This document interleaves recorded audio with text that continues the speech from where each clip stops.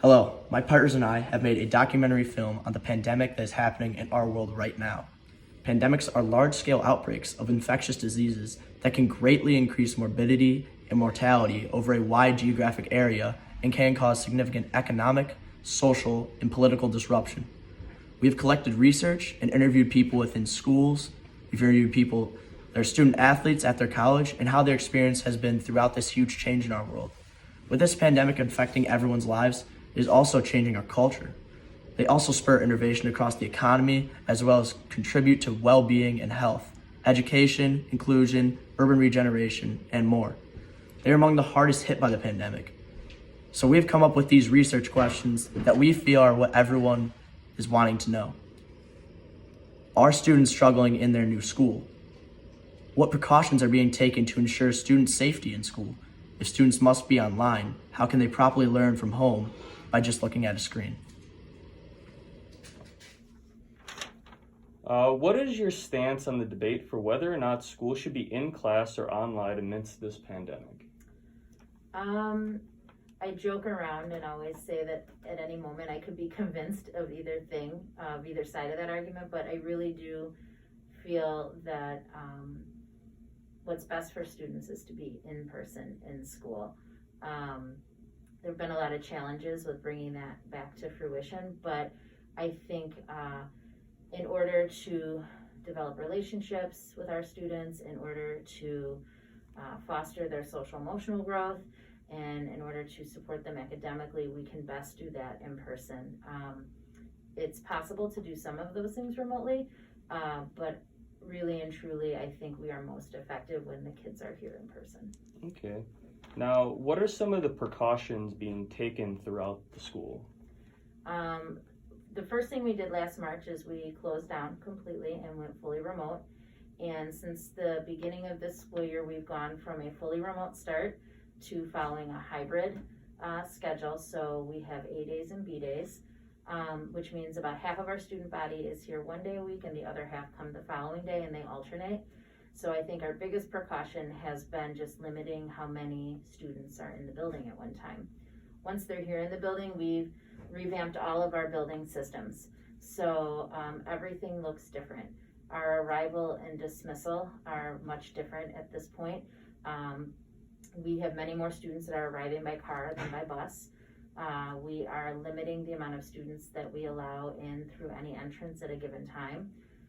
We are staggering the unloading of buses so we don't have crowds developing around doorways or too many kids in the hallways at once. We're using multiple entrances and exits, where in the past we had one bus entrance and one walker and car rider entrance, and now we're using multiple entrances for each. Inside the building, it looks completely different. We have directional arrows in all of the hallways, and we have water fountains that have been covered. Our students are no longer using the water fountains. There's signage throughout the building to remind students to stay to the right-hand side and what direction they should be walking. The use of the bathroom facilities is different. We've closed them during passing periods, and students have to request to use them out of their classroom, and we've instituted a pass system, limiting the number of students that are in each bathroom at any given time. And so the students have a pass that they carry with them, and they Velcro it to a sign on the bathroom door, and if they have 3 passes on the door, they know they need to wait before they enter. Inside the classroom looks different as well. Our seats, our desks are always facing one direction, and they're spread apart as far as we can spread them in every classroom in one row, or in rows facing one direction. The teaching areas in the room are kind of delineated by 6-foot boxes on the floor.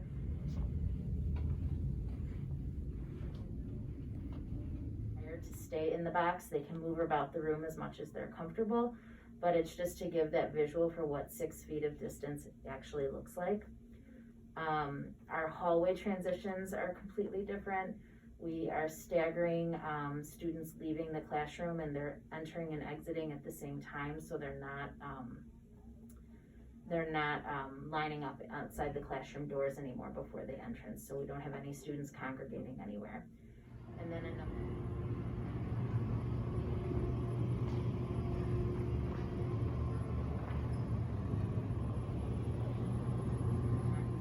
classroom this year, we're eating in classrooms with much smaller groups of kids.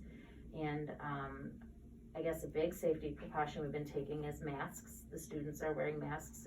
If they're not eating, they have to wear their masks at all times.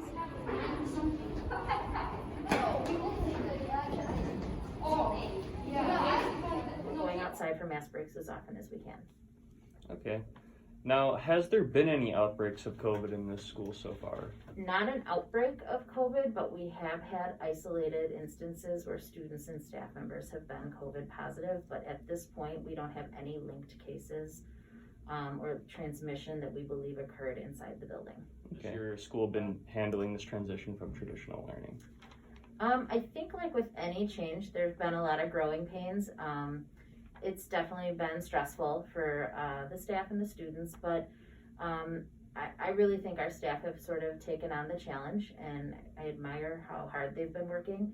I think one of the biggest challenges as we've gone from being fully remote to being AB is the task of teaching your in-person students at the same time as streaming to our students that are at home. That's been particularly challenging. But I think overcoming the challenges of learning new technology on the fly, and the fact that now none of us have been trained for what we're doing, right? Like, this is not how any of us thought education would be. Mm-hmm. So I think that's been the biggest challenge, is kind of shifting our mindset from what we know and accepting all the challenges that have been kind of thrown our way in the last 6 months. Hi, I'm Brinley, and I will be interviewing my teammate MJ Andrus. She's on the Michigan State soccer team. So, MJ, how are you today? I'm good. How are you? Fantastic. So you being a student athlete here has allowed you to be on campus. Do you feel safe here? I do, definitely, yeah. Michigan State's definitely done a good job of keeping us athletes in our own little bubble. Also within our team, we've been very separate from other people, other teams, which has kept us kind of safe from anyone carrying the virus. Right. How has your experience with Michigan State athletics been so far as your team and It's your been practices? very good. No, it's been very good so far. We've done, we haven't had as much practicing as I would have loved to just because of COVID, but our coaching staff has been awesome. Our trainers have been awesome. They've definitely been making sure we're staying safe and productive as much as we can. Right, okay.